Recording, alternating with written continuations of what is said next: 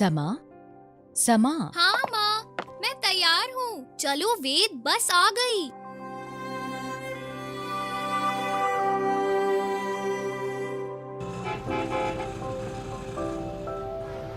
माँ घर के सारे कामों के बोझ से दबी रहती हैं, पर न जाने क्यों पापा उनकी कोई मदद नहीं करते। मैं जानती हूँ कि पापा ऑफिस जाते हैं, लेकिन माँ तो घर की सफाई भी करती हैं, सभी के लिए खाना पकाती हैं और फिर ऑफिस भी जाती हैं। मुझे इस बारे में ईशा मैम से बात करनी चाहिए। धन्यवाद बच्चों, आज की क्लास खत्म होती है। अगर तुम्हारे कोई सवाल हो तो मेरे पास आओ। मैम, मेरी माँ मेरी और मेरे भाई की मदद करती है स्कूल के लिए तैयार होने में, और वो हम सब के लिए खाना भी बनाती हैं और फिर ऑफिस भी जाती हैं। मुझे हर शाम अपनी माँ को ऐसे थके हुए देखना अच्छा नहीं लगता। क्यों वो सारे दिन अकेले काम करती हैं? क्यों नहीं मेरे पापा उनकी मदद करते हैं? क्या केवल महिलाएं ही घर का काम करती हैं? समा, मैं बहुत खुश हूँ कि तुमने इस पर ध्यान दिया और तुम मुझसे इस बात पर चर्चा कर रही हो। यह सही नहीं है कि केवल महिलाएं घर का काम कर सकती हैं। एक व्यक्ति के लिंग और जेंडर का उसकी भूमिका और जिम्मेदारियों से कुछ भी लेना देना नहीं होता। घर को चलाने में हर एक व्यक्ति को योगदान देना चाहिए और घर का काम साथ मिलकर करना चाहिए। ओके मैम, लेकिन सेक्स और जेंडर से आपका क्या मतलब है? समा, लिंग एक जैविक पहचान है जो कि उन शरीर के अंगों पर आधारित होता है जिसके साथ हम पैदा हुए हैं। ओके मैम, और जेंडर क्या होता है? जेंडर के तहत समाज हमारे जैविक लिंग के आधार पर हमसे ये उम्मीद करता है कि हम कैसे व्यवहार करें। उदाहरण के तौर पर ये सामान्य रूप से स्वीकृत है कि महिलाओं को घर का सारा काम करना चाहिए। मैम, बिल्कुल ऐसा ही मेरे घर में हो रहा है और मुझे लगता है कि ये गलत है।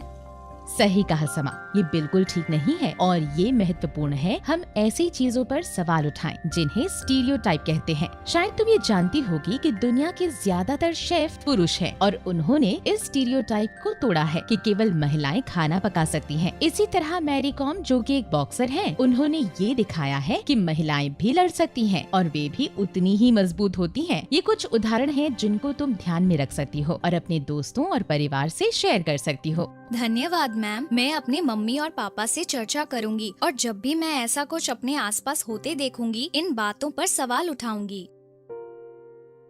पद्मा, क्या डिनर तैयार है? और मैं सोच रहा था कि तुम हम सबके लिए कुछ खाना बना लो ताकि हम ट्रेन में भूखे ना रहें। ठीक है। सही कहा समा, ये बिल्कुल ठीक नहीं है और ये महत्वपूर्ण है हम ऐसी चीजों पर सवाल उठाएं जिन्हें स्टीरियोटाइप कहते हैं। वेद, वेद। हाँ दीदी, आया।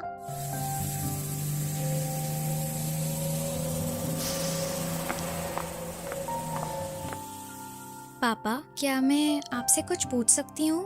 बिल्कुल समा, बोलो क्या बात है? आप माँ की घर के कामों में मदद क्यों नहीं करते? मैं दिन भर ऑफिस में काम करता हूँ और जब वापस आता हूँ तो थका होता हूँ। तब मैं टीवी देखना और आराम करना पसंद करता हूँ। लेकिन माँ भी तो ऑफिस जाती हैं, पर तब भी वो घर वापस आकर खाना बनाती हैं और घर साफ करती हैं और अन्य घरेलू काम करती हैं। समा, तुमसे ये सब बातें किसने कही? हर घर में माँ खाना बनाती है और घरेलू कार्य करती है। यह हमारे समाज में सामान्य है और इसमें कुछ भी गलत नहीं है। नहीं पापा, ये गलत है।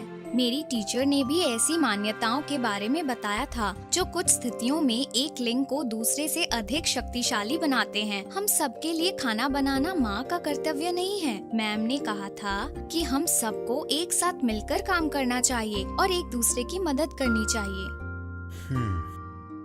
हाँ समा, मैं समझ गया हूँ कि जो तुम्हारी टीचर ने कहा वो सही है। मुझे मेरी गलती का एहसास हो गया है। मैं तुम्हारी माँ की खाना बनाने में मदद करूंगा और कल शिमला जाने के लिए बैग भी पैक करूंगा। धन्यवाद बेटा, ये बताने के लिए कि मैं क्या गलत कर रहा था।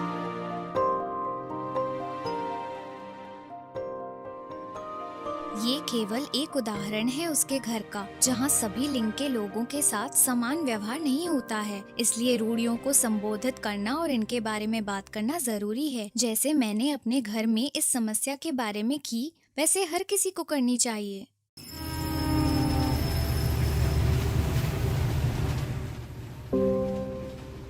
वेद, क्या हुआ? तुम इतने डरे हुए क्यों लग रहे हो? दीदी, मैं इनसे बहुत डरता हूँ। ये लोग कौन हैं?